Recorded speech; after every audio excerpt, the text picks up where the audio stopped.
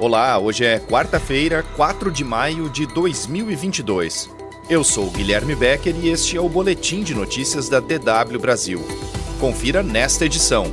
União Europeia anuncia proposta para embargo do petróleo russo. Suprema Corte Americana confirma que rascunho sobre lei de aborto é autêntico. STF multa Daniel Silveira em R$405 mil e exige tornozeleira.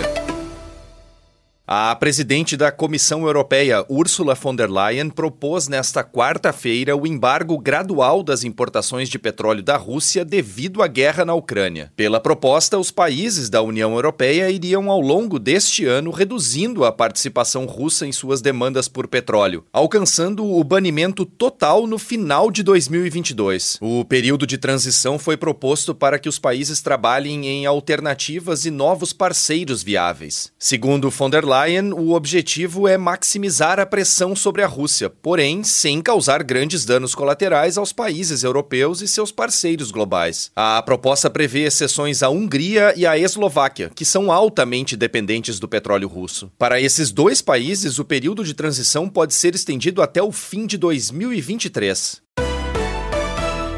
O presidente ucraniano Volodymyr Zelensky mostrou-se aliviado com a retirada de civis da usina siderúrgica de Azovstal, em Mariupol, no sudeste da Ucrânia. Ele disse, no entanto, que o país segue trabalhando para retirar mais civis e militares do local. E uma nova tentativa de evacuação deve ser colocada em prática nesta quarta-feira. Ao menos 156 pessoas foram resgatadas da usina nesta terça-feira e levadas para a cidade de Zaporídia. A usina está cercada pelo exército russo há vários dias e a cidade de Mariupol está sitiada há quase 2 meses.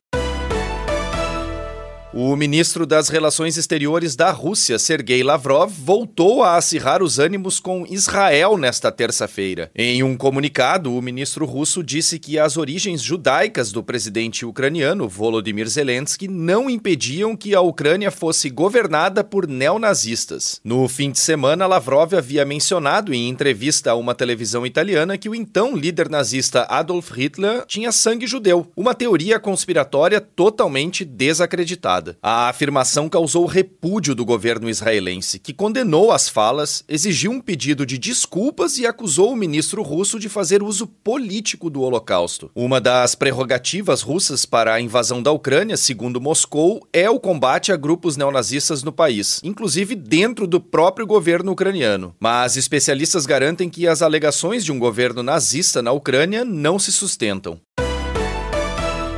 A Suprema Corte dos Estados Unidos confirmou a autenticidade do rascunho vazado na segunda-feira para a imprensa sobre alterações na lei de aborto no país. O tribunal indicou, no entanto, que apesar de o documento ser autêntico, trata-se de um rascunho, o que não reflete a decisão final dos juízes. A Suprema Corte pode revogar a proteção do direito ao aborto que está vigente nos Estados Unidos desde 1973. O caso tem gerado polêmica, debates e protestos entre a população americana, com grupos pró-aborto defendendo a manutenção da lei e conservadores apoiando a revogação.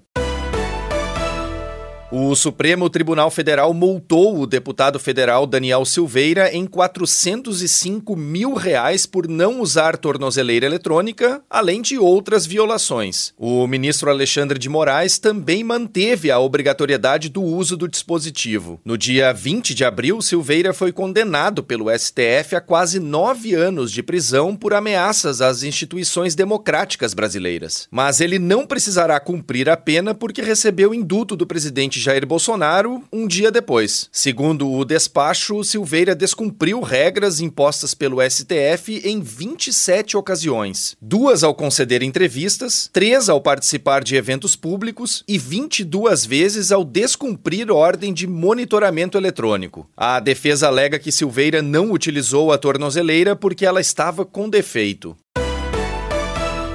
A Câmara dos Deputados aprovou na noite desta terça-feira um projeto de lei que classifica como hediondo crimes cometidos contra crianças e adolescentes no Brasil. O texto já havia sido aprovado anteriormente pela Câmara, mas retornou do Senado com alterações. Por isso, teve de ser votado novamente e agora segue para a sanção do presidente da República. Apelidado de Lei Henry Borel, o projeto ganhou destaque após a morte do menino de 4 anos no Rio de Janeiro. Segundo as investigações, ele morreu após ter sido espancado pelo padrasto e por omissão da mãe. O crime hediondo é caracterizado quando há crueldade e repulsa da sociedade. Nesses casos, não cabe fiança, indulto ou anistia ao infrator, que precisa cumprir o início da pena em regime fechado. Outras informações você confere logo mais, na segunda edição do Boletim de Notícias da DW Brasil.